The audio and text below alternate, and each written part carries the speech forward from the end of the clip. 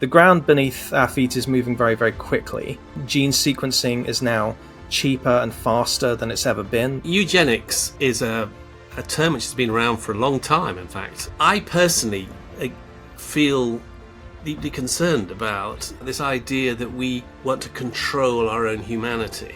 These issues are far too important to be left to scientists and doctors. The argument goes, if this kind of unmodified humanity is good enough for God in human form, then it's good enough for me too. Every turn where you would alleviate suffering or desire to improve the quality of life, you suddenly find a three-headed monster comes out of it of other problems you haven't foreseen. There's other fascinating ideas around, and one is about moral enhancement. So if we can find genes which are associated with crime or which are associated with bad behavior, with addictions, with violence, should we use those to improve the morality of the population? The great Francis Collins had spoken out in public on behalf of the United States saying that this was deeply unethical, but the attitude to my classmates was, well, to hell with ethics. China's going to do it.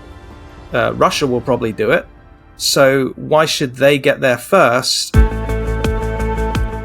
Hello and welcome back to Unbelievable, the show that gets Christians and non-Christians talking about the big questions that matter to all of us, discussing sometimes massive moral dilemmas.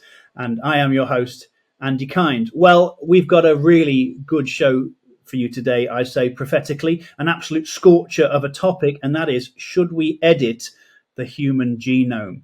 You're going to hear what Professor John Wyatt thinks of that in a moment, but I'm delighted to welcome him, Emeritus Professor John Wyatt, back to the show. And debating him today is Sam McKee, a friend of Unbelievable.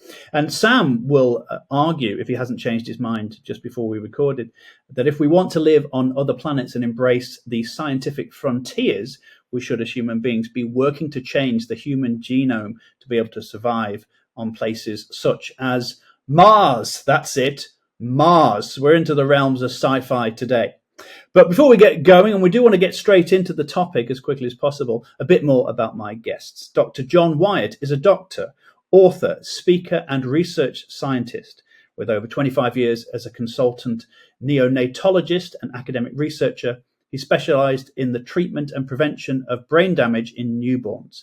Now, as Emeritus Professor of Neonatal Pediatrics, Ethics and Perinatology at the University College London, John is tackling the ethical, philosophical and theological challenges brought on by advances in medical science, AI and robotics. He also serves as a senior researcher at the Faraday Institute for Science and Religion in Cambridge, focusing on the complex intersection between cutting-edge science and Christian faith. Now on to Sam McKee, whose bio is no less impressive, but slightly shorter, thank goodness. Sam McKee works in education and academia as a researcher and associate tutor in history and philosophy of science at Manchester Metropolitan University.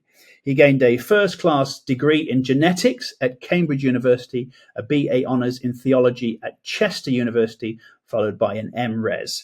He has a second master's degree, because who doesn't need a second master's degree, in molecular biology from Birkbeck. He is currently studying for a PhD in history and philosophy of science. It almost took me as long to read as it did for you to do those different qualifications, chaps. Without further ado then, or any modification, let's get started. Well, Sam, we appear to find ourselves in a brave new world of technology. I want to get straight into it and ask you about the article that you wrote recently that gained quite a lot of traction, if I'm not mistaken.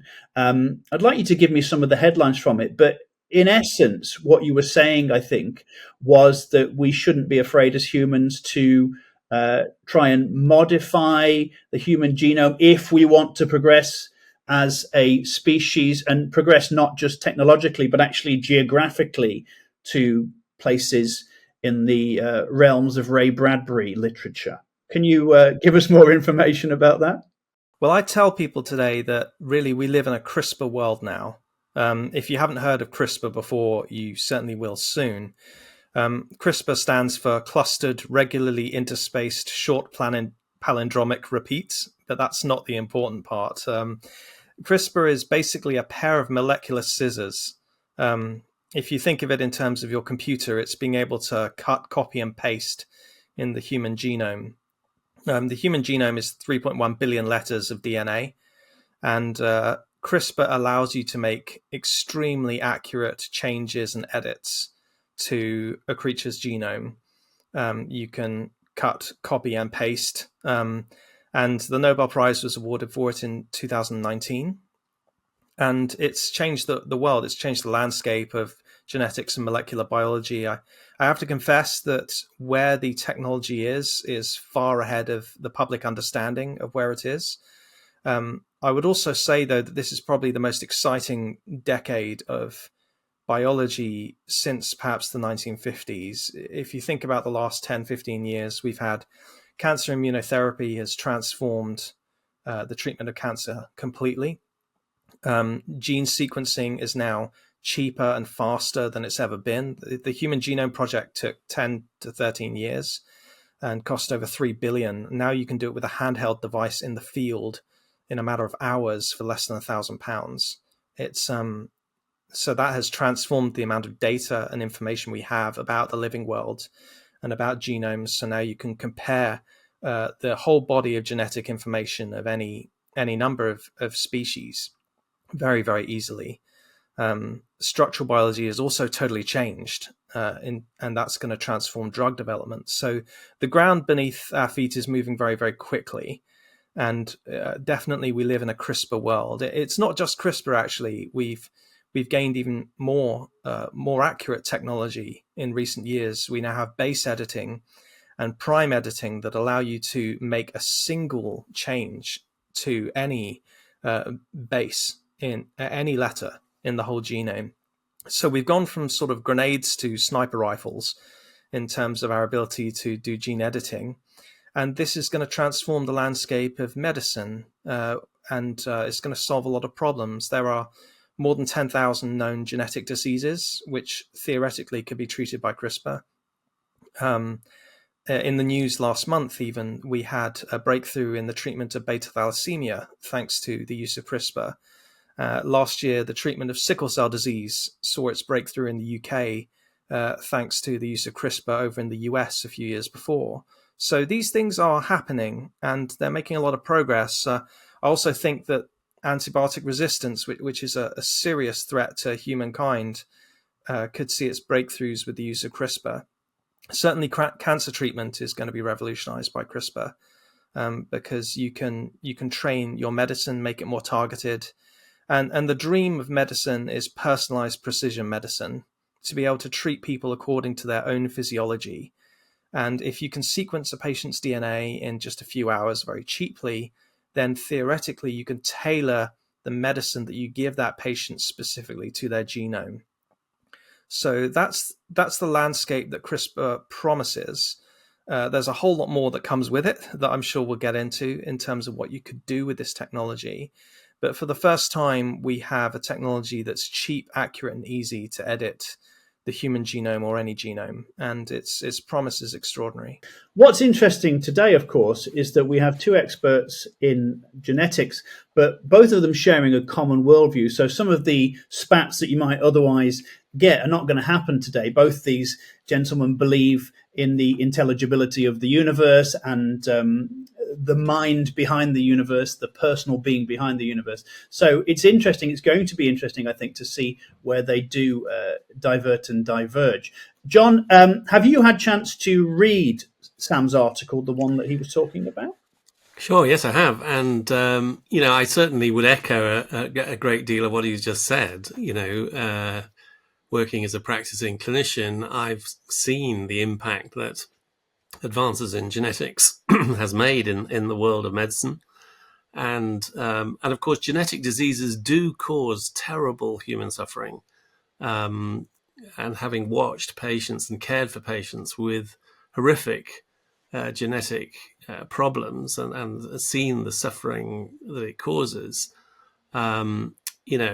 I think it's very exciting how, with these advances in understanding the basic DNA variances and how they result in changes in the body and so on, it is opening up all kinds of possibilities. But of course, it is also a kind of Pandora's box, isn't it? That we as our ability to understand more of how the human body works, and as we now have the technology, as Sam was saying, to just intervene and change at a single base pair, which could have huge consequences. The question comes, how do we work out what's wise? And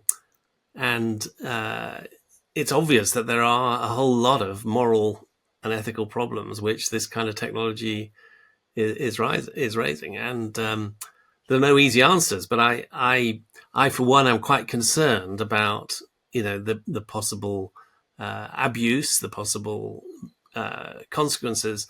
Not just, there are obvious concerns about how so-called bad actors, people who want to weaponize this kind of technology. I think that is very, very real possibilities.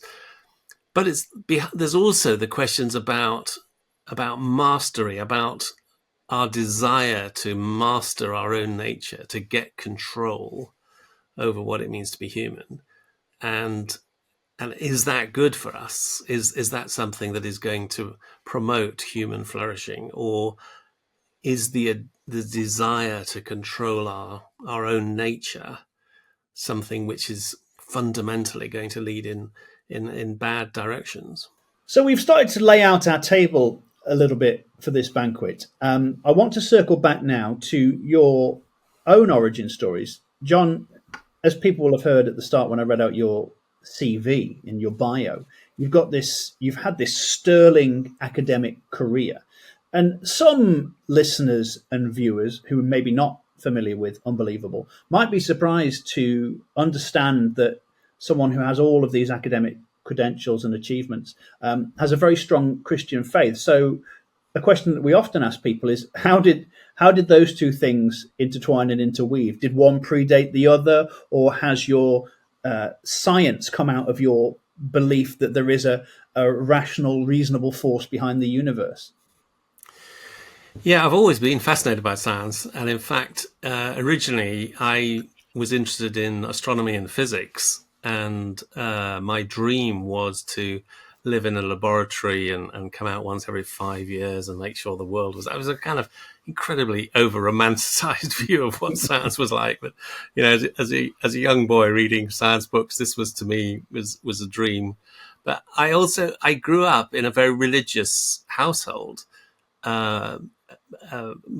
parents were Christians, but to be honest, I felt brainwashed by the whole environment. And it wasn't until I left school and went to university to read physics that I was, for the first time, able to think for myself, really.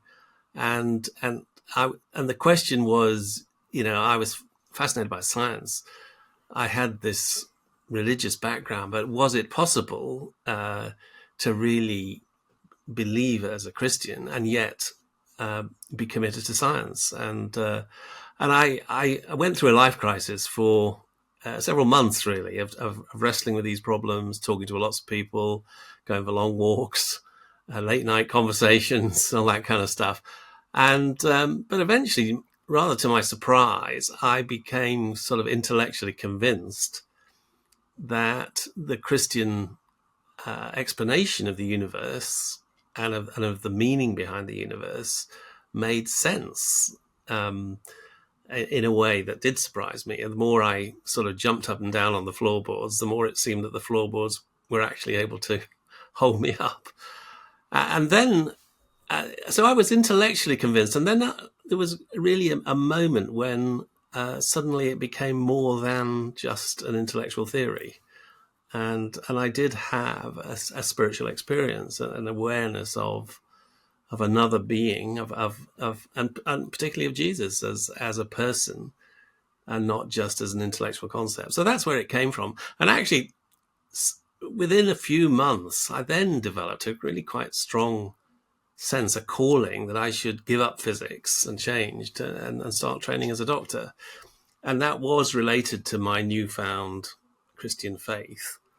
And the way it seemed to me to make sense was that medicine was a way of using the science I was good at to care for human beings. And in the end, human beings mattered, had a special relevance because of my Christian faith. So then I came to London, studied in medicine, but I retained an interest in science and physics, and therefore, much to my joy, I discovered at University College London that I could continue my interest in physics, but putting it into a practical medical application, and I just love that. And there's a famous quote by Kepler, the astronomer, who said, "I am thinking God's thoughts after him." And that has always meant a huge amount to me, actually, that in my own scientific research and in a small way, I uncovered some of the basic mechanisms that behind how brain damage happened in newborn babies and what we could do to reduce it.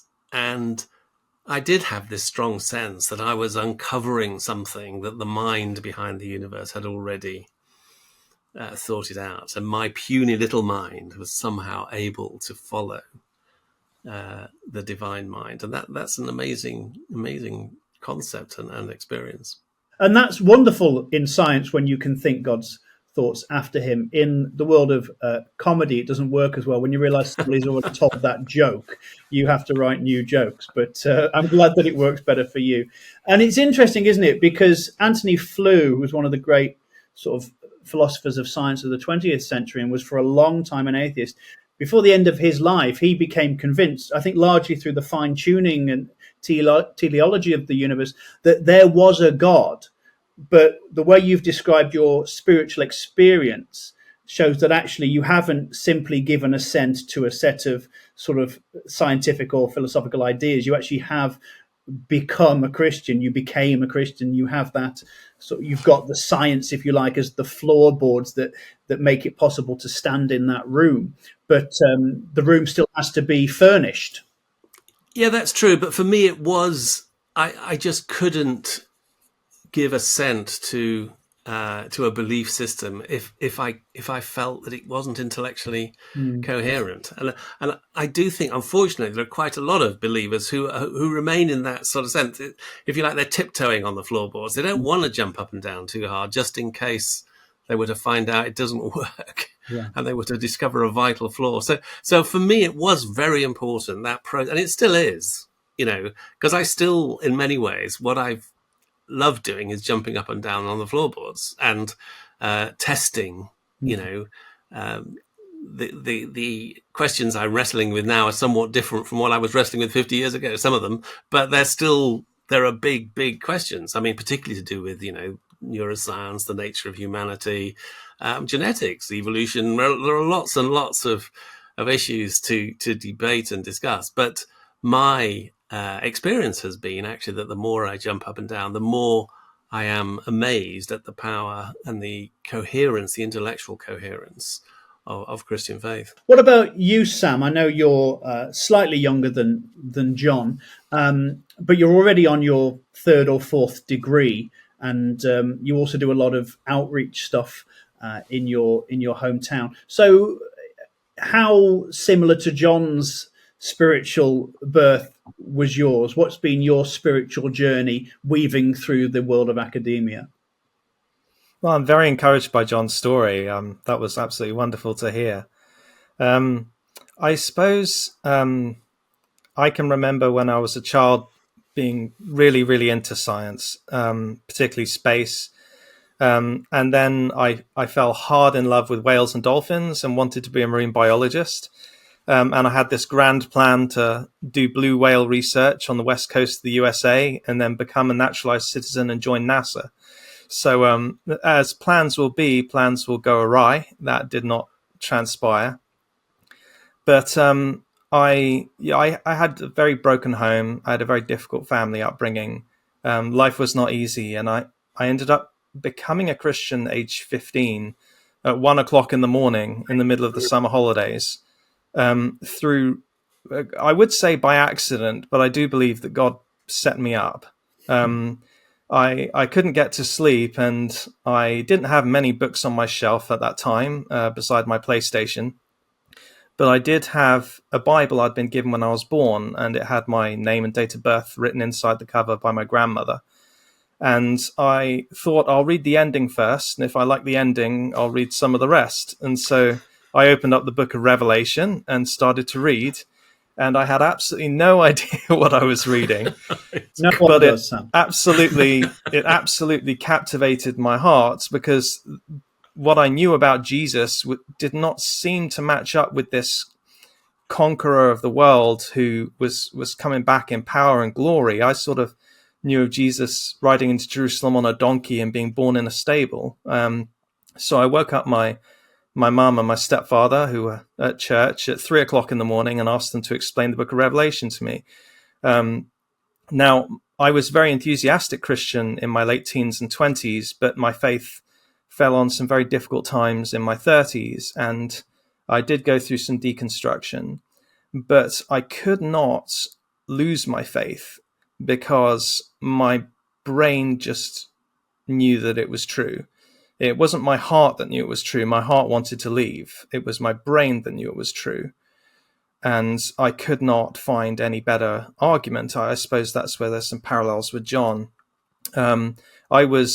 I'd gone back into education. I was doing my undergraduate at the time in genetics, and I had a very, very powerful experience of God, of the transcendent, in the lab as a student. Something I could not argue myself out of. I could not come with another explanation.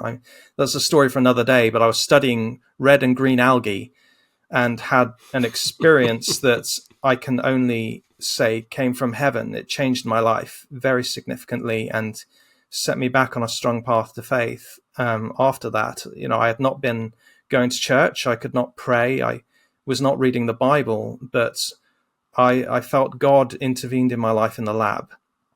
And that changed my life forever. That was about 6 years ago. And so that's, I suppose, where the science comes into it. My relationship with God through science is based really on wonder rather than evidence. I found great consolation in the writings of C.S. Lewis and Tolkien, and then in Sir Arthur Eddington and some of the more mystical Christians. And that was really where they intersected. I had a sense of purpose, divine purpose in doing science and research, and a sense that God was with me in it. In a way that was very powerful and very real. You're the only person I've ever met, Sam, and I've met plenty of Christians who were converted by algae. So that is that's quite the story. We're going to take a little pause there. You're watching or listening to Unbelievable with me, your host, Andy Kind, and today it's about Brave New World, the frontiers of biotechnology. We have two Christians, Professor John Wyatt and Professor Sam McKee, who are talking with a similar worldview, but also different perspectives on where the frontiers of science should be. We'll be back just shortly. But of course, you can email us if you want to on anything.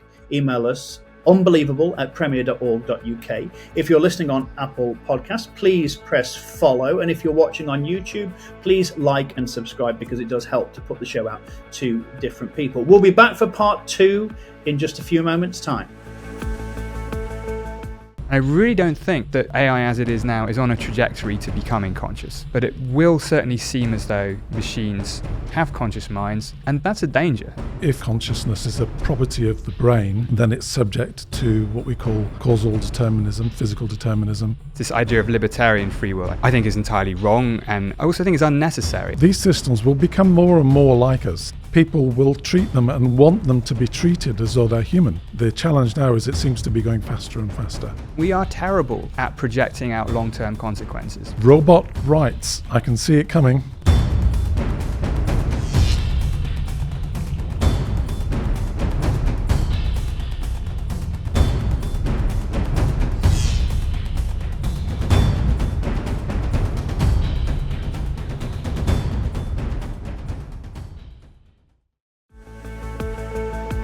Welcome back to part 2 of Unbelievable with me, your host, Andy Kind. And today it's a absolute stonker of a topic. We're talking about whether we should be messing with, editing, modifying the human genome. I've been joined by Professor John Wyatt and also not Professor Sam McKee, tutor Sam McKee. He wanted to make that point very clearly. So let's get straight back into it then. John, it sounds very exciting, doesn't it? The idea of human progress and modifying the human genome to make progress and make things better. Is this the new eugenics, though?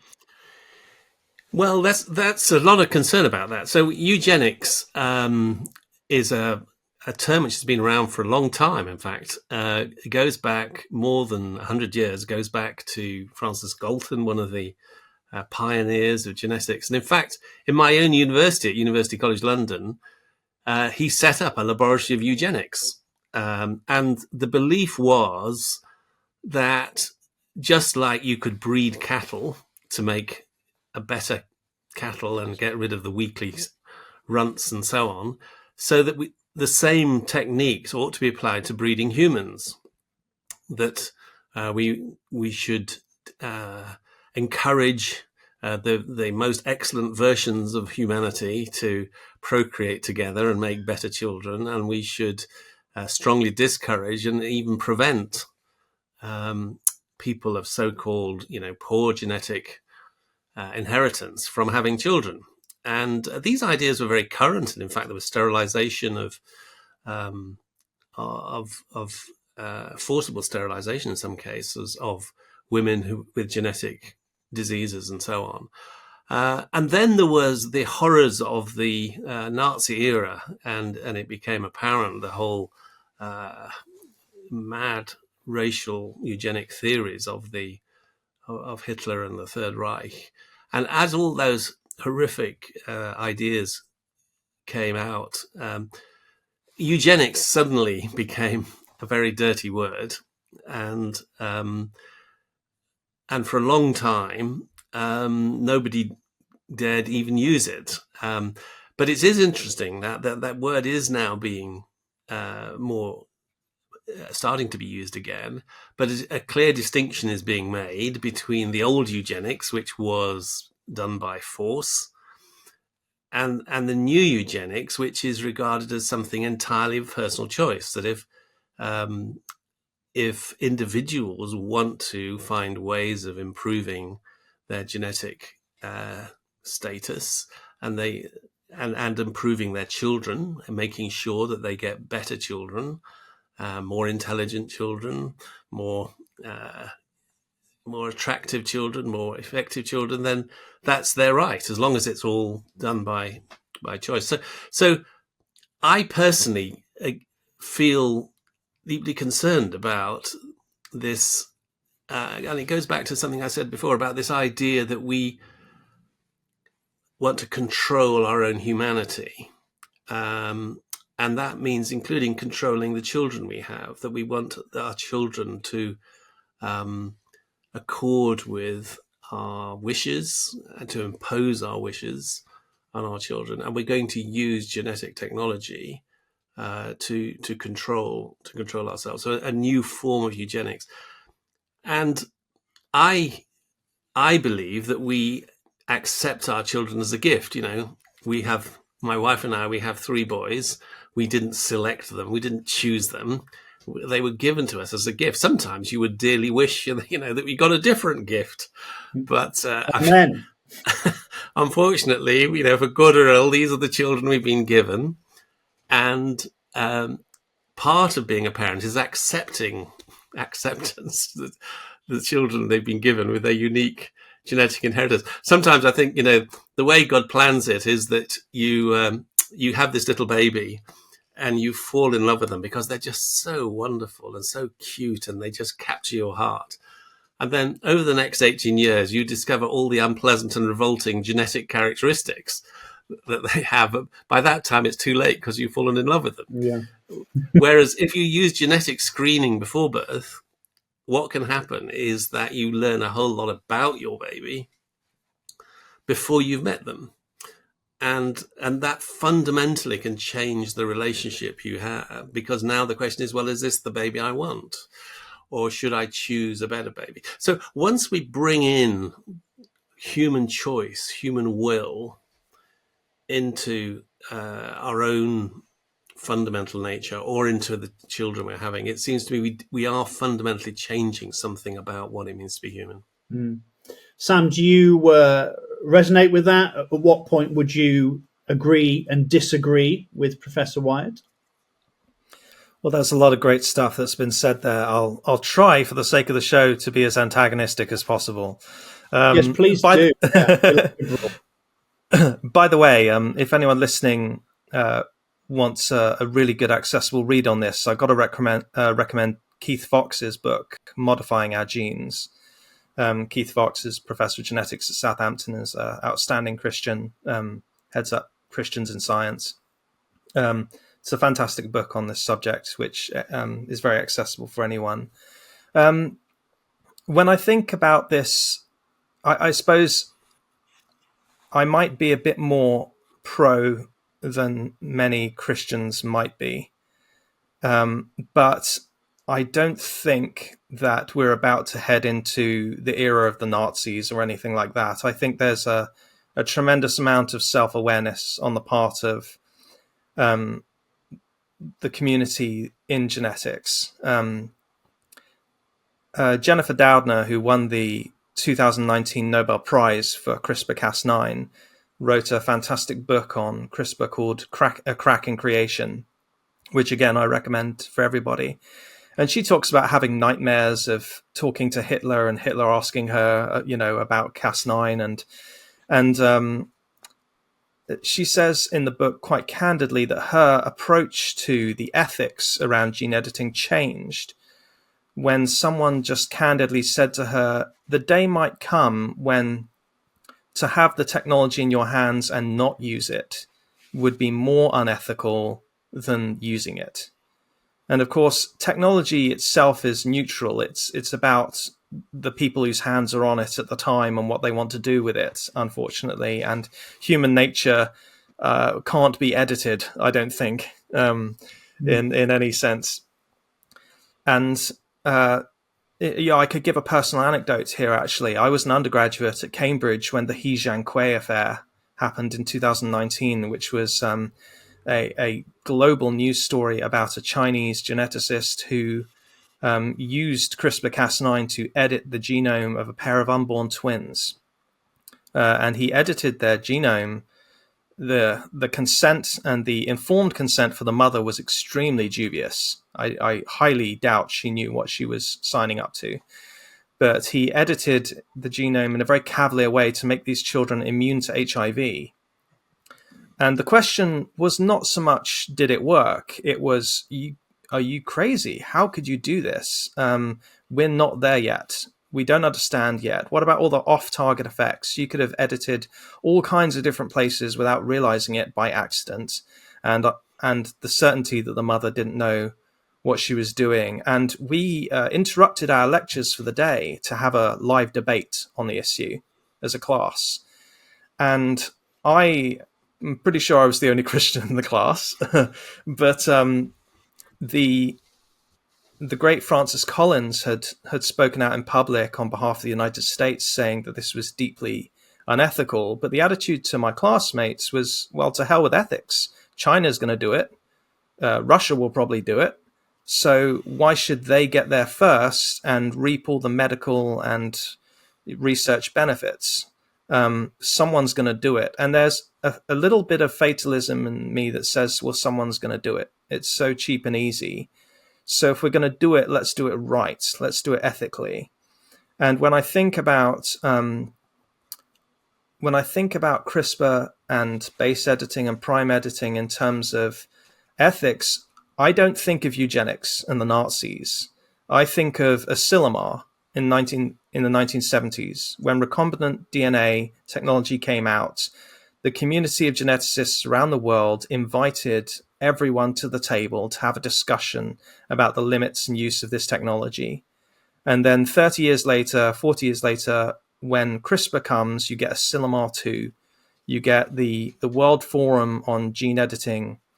And I feel like the precedent in genetics is not eugenics when it comes to this. Actually, it's the genetics community saying globally, let's sit down and have a conversation with lawyers, ethicists, philosophers, politicians, educators, and judges, justices, and let's invite everyone to the table and have a discussion about this. This is an area where I'm quite encouraged by what's happening. The conversations are more about preventing harm and curing disease. I'll admit, when it comes to babies and genetic counseling and things like that, the desire to alleviate suffering can quite easily cross the grey line that John has just outlined for us in terms of, well, I don't want my baby to have Huntington's disease or Tay-Sachs disease, so I'm not going to have this pregnancy, can then quickly, it's just such a short step to design a babies after that. I can edit a gene to help them thrive with less sleep. I can edit a gene to make them feel less pain. I can edit genes to make them stronger, faster, more intelligent. Not that we even know what intelligence is at a genetic level, but the grey line there is definitely, John is correct there. So, I mean, this is absolutely fascinating. And John, to give Sam credit, obviously you don't listen to Sam talking and think, oh, here we are, eugenics 2.0. This obviously isn't about trying to eradicate races or certain colours of skin. And a progressive person in this situation might say to a naysayer or someone standing on the opposite side of this, you're like someone in the early 1900s who said when planes were being developed, if God wanted us to fly, he would have given us wings. Maybe it seems to progressive people that people on the other side are a little bit like that. But equally, as Sam said, the thing we can't modify is human nature. And this is clearly not just a scientific issue. It's clearly underpinned by some deep moral questions. So for you then, pick up from what Sam said in any way you want. But I suppose the question I would want to ask is, where do we draw the line with something like this? How do we draw the line? Yeah, absolutely. And I would totally agree with what Sam has just said, that the genetics community in this post-war era, I think, has behaved with an extraordinary amount of thoughtfulness and awareness of risk and a deep sense of responsibility. And I think I agree. I think that in many ways that they've been a model of, compared with some other scientific disciplines. It's sometimes said that, doctors are playing God or geneticists are playing God. But, the truth is, every time you give penicillin to a patient, you're playing God. You're interfering with natural processes. It's something I've done many, many times in my career as a doctor. So from a Christian point of view, God has given to human beings the responsibility to act in his world, to act with, and our actions have consequences. They have downstream consequences for which we need to act with wisdom and thoughtfulness and all the rest. I think an important distinction which hasn't come up yet is the difference between what's called a somatic cell therapy and a germline therapy. So in a somatic cell, a genetic, for instance, you might have someone, like we just heard with sickle cell disease, which is due to a single gene variant in the gene that makes the hemoglobin proteins. So just by switching that, or quotes repairing that bit of DNA, you can ensure that the patient is going to can have normal hemoglobin and can live a normal life. But any children they have would pass on the same gene to their children, the original sickle cell gene, or at least they'd be at risk of doing that. So any intervention that you make in a somatic cell, in the cells in the lungs or the rest of the tissue, they cease when the person dies. But if you make a change to an embryo, and I think it's true, wasn't it, that the Chinese scientist made the DNA change to the embryonic, the twins, before they were reinserted back into the womb. Yes. Then what will happen is that DNA change will be passed on. It will go into the ovaries and into the testicles and will be passed on then to the next generation and then to the next generation and so on for the rest of humanity. So the ethics, I think that makes an ethical difference. I think that if we want to make a gene therapy, even if it has lots of risks, even if the long-term effects are completely unpredictable, provided that the person understands that, the patient understands that and gives their consent, I think the ethic, we know that whatever the consequences are, they will come to an end when that person dies. But when we make a germline change, in a way we are changing the future of humanity with all its potential unforeseen consequences. And many ethicists have drawn a line there. They think, and I personally, I agree with that. I think that changing the germline, given our present state of knowledge and the unpredictability of this, is going a step too far. It's like we're no longer treating an individual; we're treating humankind, and that's something that really worries me. Mm. Sam, would you draw the line in the same place? Well, I'll try and be antagonistic again. I think there's two things that were said that I would pick up on, and I'll start with what John has just said. I am not advocating for being cavalier. I know full well we are not there, that there is a long way to go. The genome is very complicated. You are not just nature, you are nurture plus nurture, your environments, your epigenome. There's so many other factors that are involved. The body is a complex mixture of networks, not one network alone, that interplay with each other with a huge amount of factors involved. But I would say that we shouldn't be afraid to explore and have a look and examine where the technology can go. I saw a photo on social media 2 days ago of the Wright brothers plane and then the Apollo 11 moon landing, and I think it was 66 years between the two. That's just a picture for me of how quickly technology can change, and I know there's a lot into that, but people who lived to see both, I think, would have been shocked in their childhood at the thought that you could go from the Wright brothers to the moon landing so quickly. I don't think we should be afraid to look at where we can alleviate suffering or make life better. And I think that ties into the second thing I was going to point out, which I think is from what you said, Andy, and that is I do have a concern that the Christians could be the ones saying stop to medical and technological progress through this. And, you know, if you look at cancer, for example, we've gone from surgery to chemotherapy to radiotherapy to now immunotherapy very quickly in terms of treating it. But back in the days of surgery, you probably did have Christians saying this is barbaric, we shouldn't do it. The playing God thing that John was saying.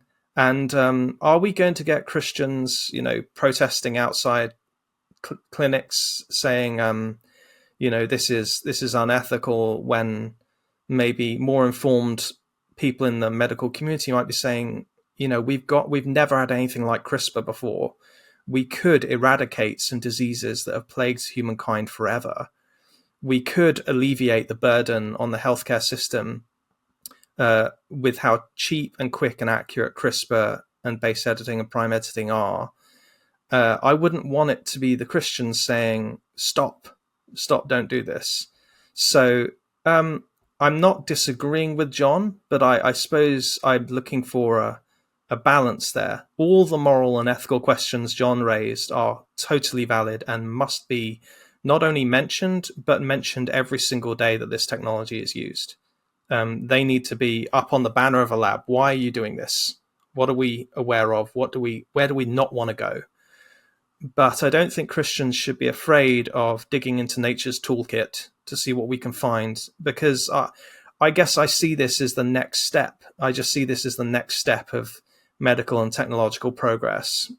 But it is, we've never had an engine like CRISPR before. It is pretty unprecedented. It's a gigantic next step. So that's my little bit of antagonism, just to put in there. I recognise a lot of people wouldn't agree with me. I have to say it was fairly mild for antagonism. You're going to need to up your game in part 3. If you could maybe modify your tone for part 3, Sam, and be really crank up the antagonism, that would be great. So, John, again, Sam painting things in lovely soft tones and colours, and not really succeeding in being antagonistic at all, but making the point that he's worried that it might be Christians to sort of stop this in its tracks. We don't believe in straw manning here on Unbelievable, so you're hardly the voice of doom to Sam's desire for progress. But could you sort of steel man, because a lot of people, we do have a lot of people watching who would be conservative Christians in their theology and view of the world. Could you sort of steel man for us why that might be a justified position to say, actually, no, we're against this and we've got good reason for that? Could you help people to sort of defend their own instincts on this? Well, two things there. First of all, I certainly think it's really important to have an informed public debate about this. One of the lines I sometimes say, these issues are far too important to be left to scientists and doctors. And I think that we haven't always been very good as scientists and doctors at encouraging a really well-informed public debate. And so far, there's been very little well-informed public debate about this kind of technology. It seems to me there's been a good discussion going on between the experts and the specialists, but there's a real democratic deficit, I think, in ensuring that the public really understand and are aware of these issues. From a Christian point of view, if I was to try and defend a kind of, I'm sometimes described as a bioconservative. That's about the worst thing you can be, to be a bioconservative. But I think from a Christian point of view, I would put quite a lot of weight on the idea of the incarnation, that God chooses to turn himself into a human being. But when he appears on the scene, what Christians claim in the person of Jesus, he's a Mark I human being, unmodified, with old-fashioned capabilities. He's an ordinary person, and yet he's the Son of God. And then when, as Christians claim, he's raised from the dead, he's a recognizable, touchable Mark I human being. And so then the argument goes, if this kind of unmodified humanity is good enough for God in human form, then it's good enough for me too. I don't need to have a specially modified, enhanced, better body in order to become fully human, in order to explore all the ranges that humanity has to offer. So the incarnation, if you like, is God's final vote of confidence in humanity as he created it.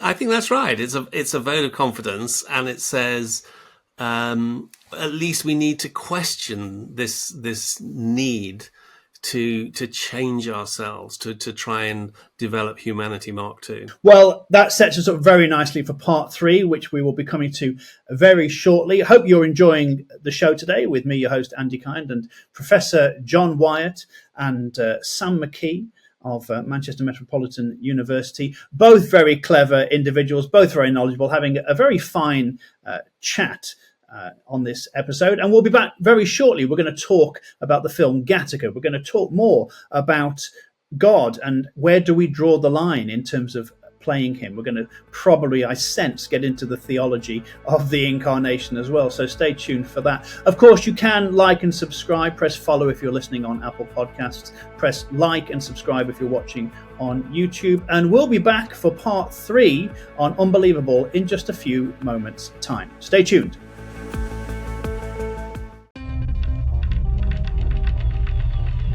Are you saying that no one is really an atheist deep down? I didn't say no one was. Okay. I said that most of the people who claim to be atheists aren't. My response is, nothing matters. It's all empty and meaningless. This is how the world is. Get used to it. The first part of that is nihilistic and the second part isn't. So how do you reconcile those two things? But humanism is grounded in our universal humanity, the fact we're made of the same stuff. We're the same species. We all are sentient. I don't doubt that many of my atheist friends are committed to human dignity or human equality. I can't see, as it were, where the deep foundations for that are. Nature is awash in purposes. They emerge from the bottom up, from a purposeless process. That's the genius of Darwin's idea. That's a heroic project. It is. It is, but I don't think it's a possible one. Something that makes us connect with that thing that is outside of ourselves. I can't put a name on that or call it God. That experience of an encounter with the reality of the resurrected Christ was life-changing.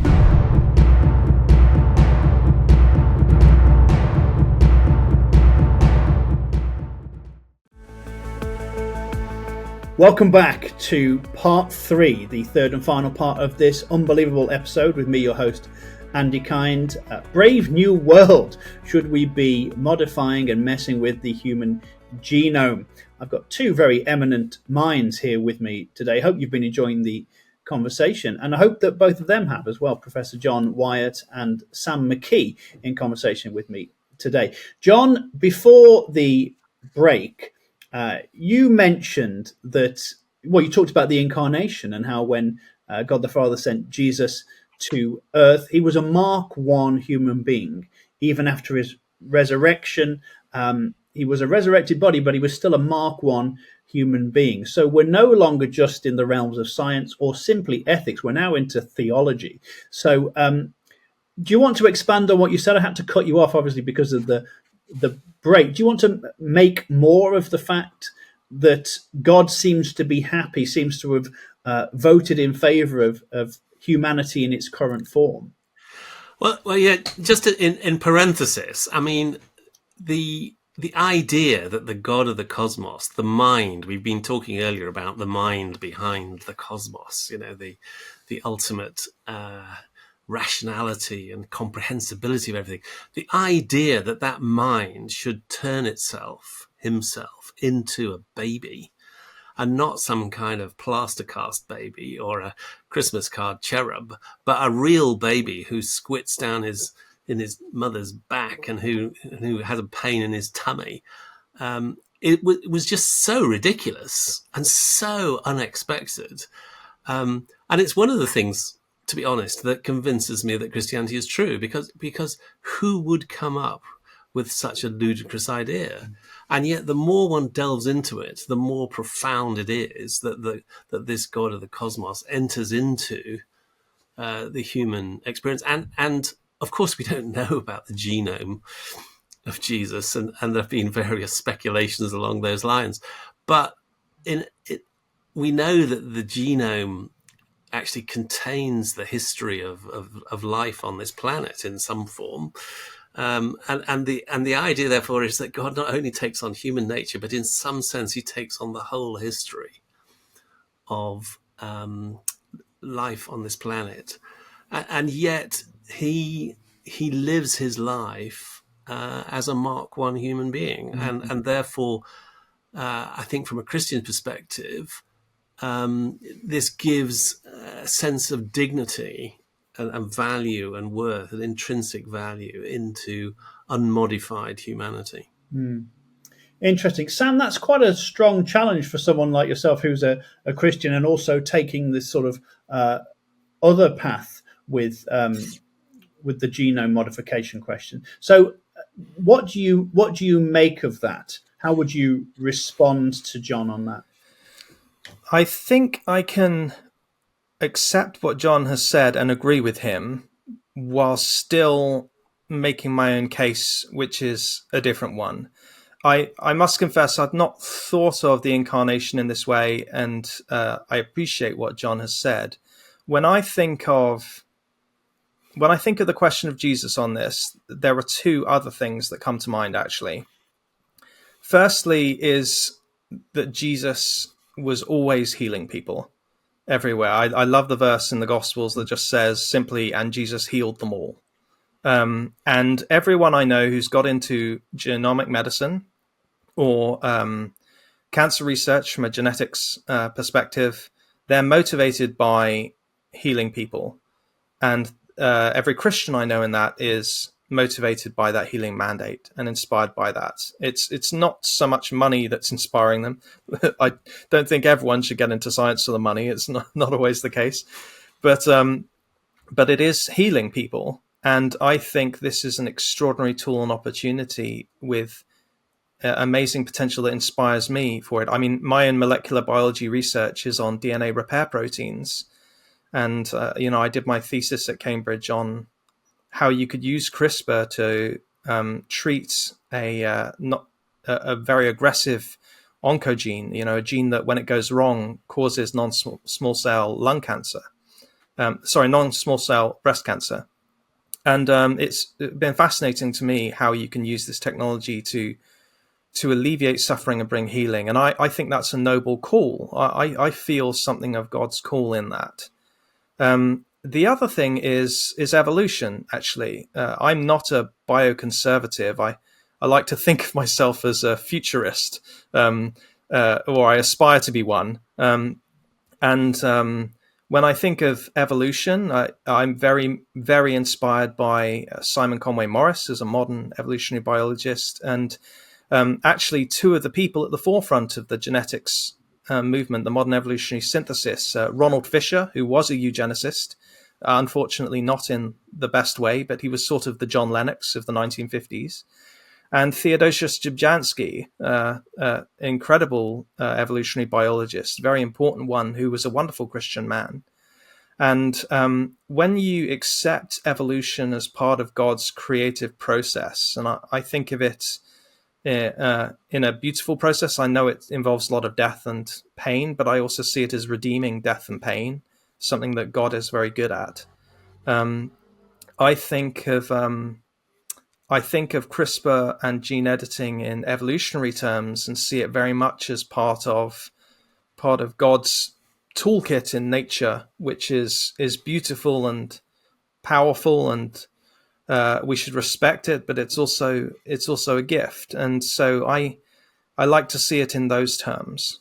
And I am an optimist. I suppose that comes with being a futurist. I think that the future of technology, I think of it in very optimistic terms naturally. And I think Christians should be at the forefront of that with a Christ-given hope married to that optimism. So I do respect what John has said, but there are two very different lenses through which I view it as well, which I still see as very Christian in their own right.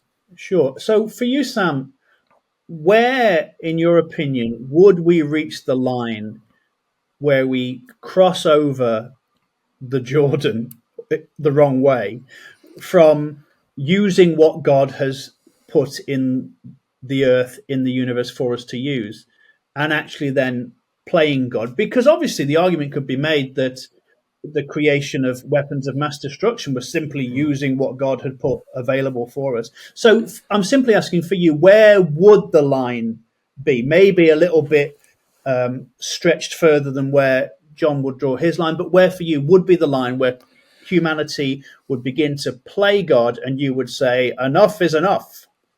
I don't think we know yet, and unfortunately it's quite fuzzy. I think John has probably given the best outline of some of the places where we would find it. Unfortunately, CRISPR isn't in the Bible.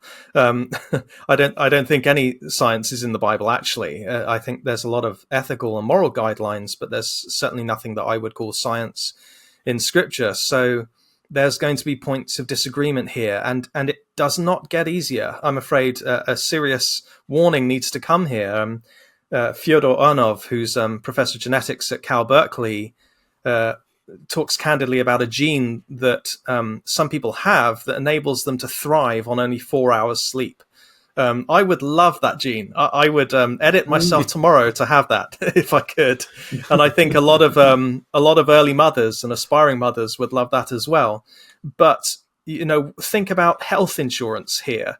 Should it be mandatory that people who are air traffic controllers should have that gene modification? Should you penalize people in their health insurance prices who perhaps don't have that and have labor jobs?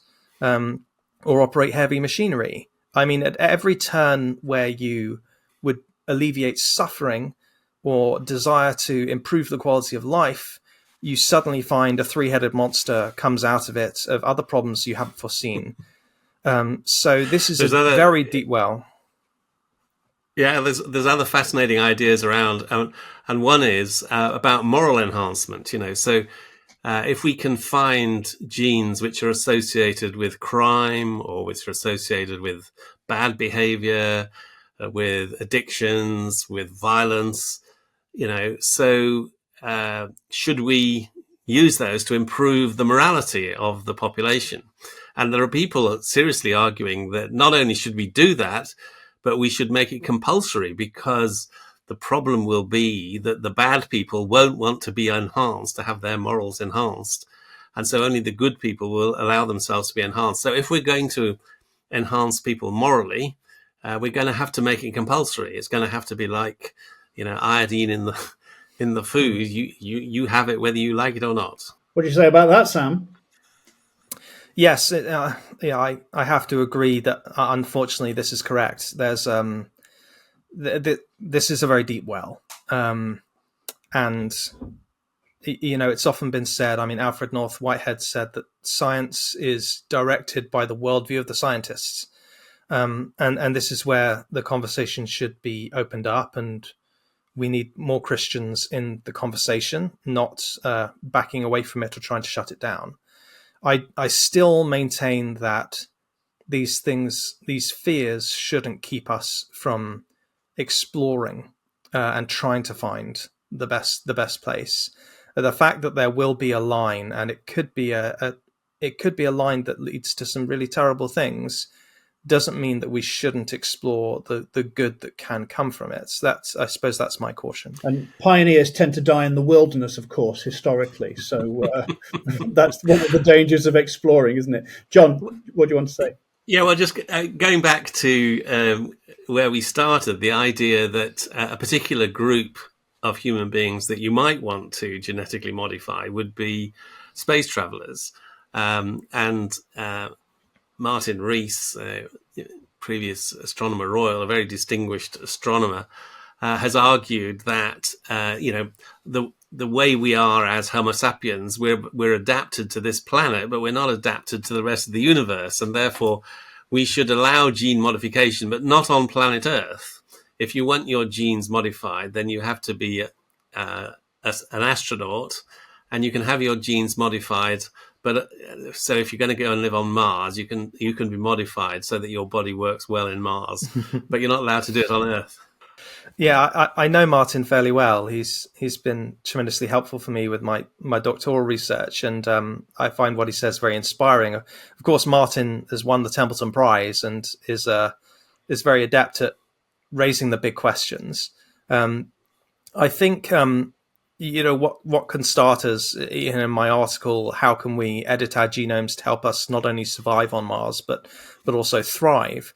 I think those are applications that would work really well given climate change. People who are going to live in areas that are going to be much, much worse for a whole number of reasons. How can we alleviate suffering? How can we dip into the genome? And where can we find assistance from other other life forms that could help us survive and thrive in a world that could become more hostile, or perhaps even help us populate places of the world that are at the moment inaccessible or inhospitable. I think that's a noble pursuit, even if it is a pipe dream to a lot of people. John, would you like to see people living on Mars? Yes, I would. I certainly, although I described, or some people have described me as a bioconservative, I'm also very optimistic about the future. I think that it is extraordinary to see the transformation that scientific knowledge is leading to. And I do believe that God has given us this extraordinary cosmos to explore. And, going back to Kepler, thinking God's thoughts after him, I think that human beings have always been explorers, and therefore, space is the next frontier, isn't it? The final frontier. So I think what Martin Rees has pointed out, which I think is fascinating, is that historically explorers have always been the mavericks. It isn't been people like NASA, and it's always been oddballs. And he thinks that the future of space exploration is going to be oddballs, probably billionaires who are oddballs, and who are going to fund a lot of it. And they'll be looking for oddballs who are prepared to push the frontiers. And I think that I would support and encourage that. But I suppose, and I totally agree with what Sam's been saying about a focus on doing good and on treating disease. I've devoted my life to trying to use my scientific knowledge to do good to human beings.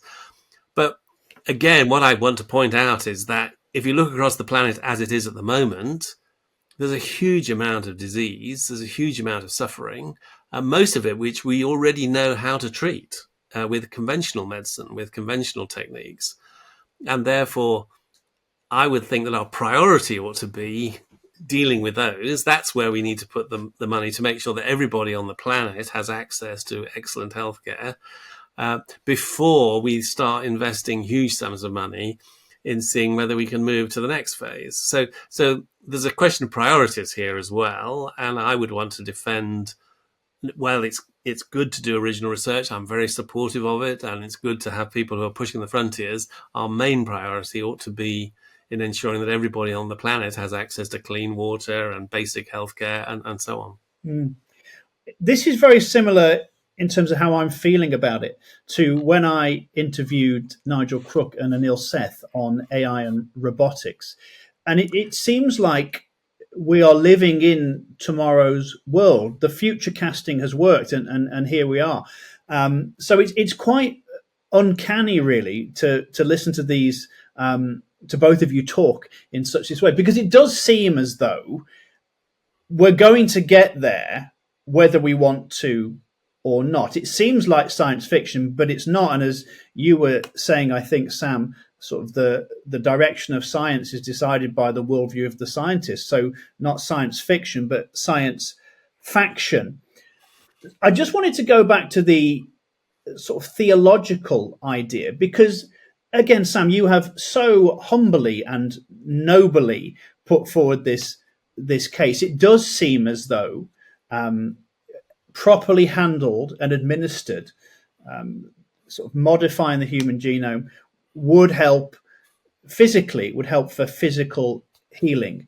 But of course, you're both Christians, and so you would believe that physical healing is not the be all and end all, that actually what we want, to go back to what John was saying when he gave his testimony, was not just to have those solid floorboards, but to be able to move around in a room where there is the furniture of Jesus. And of course, the fall of church numbers, the decline of Christianity in the West, has been related directly, I think, to the raising of comfort levels for people. So what sort of implications, Sam, would sort of your view have on mission, which is something you're also really, really interested in? So how would Christian mission be affected by the raising of physical health, the prolonging of human life? It seems to sort of box the gospel into an even smaller corner, perhaps. Well, no, I wouldn't agree with that. I find my great inspiration in missions history is people like David Livingstone, who was not only a missionary but was a medical doctor and an abolitionist. I think you could perhaps call him the great first medical missionary. And he was going through Africa, cutting out cataracts from tribes where people were blinded, treating their sick and their wounded, as well as being an amazing abolitionist. And he was a hero to Charles Darwin, who drew on his findings a great deal. And so I think that missions history is pretty bountiful with people who combined their health and medical and research efforts with their witness. And I suppose perhaps the optimist in me sees some of this genetic engineering as maybe some way that could be extended. I haven't given that a lot of thought, but I don't necessarily see a precedent in missions history that's all that different when I think about it that way. Perhaps John will disagree. Well, we've got about 3 minutes left. So, John, why don't you respond to Sam and what he's just said? And then, really, we'd like you to just briefly give some closing thoughts on what we've been talking about today. Yeah, I don't agree that the reason that the Christian faith is numerically declining, it has a lot to do with improvements of standards of living and improvements in health. I don't think those two things are causally related at all. I'm afraid that a lot of the decline in Christian faith is because it is seen as irrelevant to the world that we've just been talking about. It's seen as a kind of some kind of weird internal feelings that don't engage in the real world. And I think for both Sam and me, we see that our Christian faith really does engage with cutting edge science, with technology, with the world of the future. It gives us a reason to engage. It gives us hope and optimism for the future. And so I think, although we're going to differ on some minor details, I think in terms of our fundamental orientation, we're agreed. And what we need are more people who are prepared to really engage at this level, both people of faith and others. It's demonstrating the astonishing thing, I think both of us would claim, is that this ancient faith actually does relate in an extraordinary way with the cutting edge science in which we're working at, and that the God of the universe is reaching out to us here and now in the person of Jesus and helping us become more of the people we want to be. He made us to be. Wonderfully put, John. Sam, just some quick closing thoughts from you on what we've talked about. I must admit it can be a challenge to talk about this subject and say that you're a Christian but not come across as a transhumanist. I hope I've done a good job with that. I think I would just hope that Christians won't reactively reach to dismiss human gene editing, but instead maybe share some of my optimism in it. I think that it's been very well said today that there are a lot of problems, a lot of big ethical questions, but I think we should ask those questions and have as thorough discussion as we can, and then wisely and prudently step into the future, which is going to happen.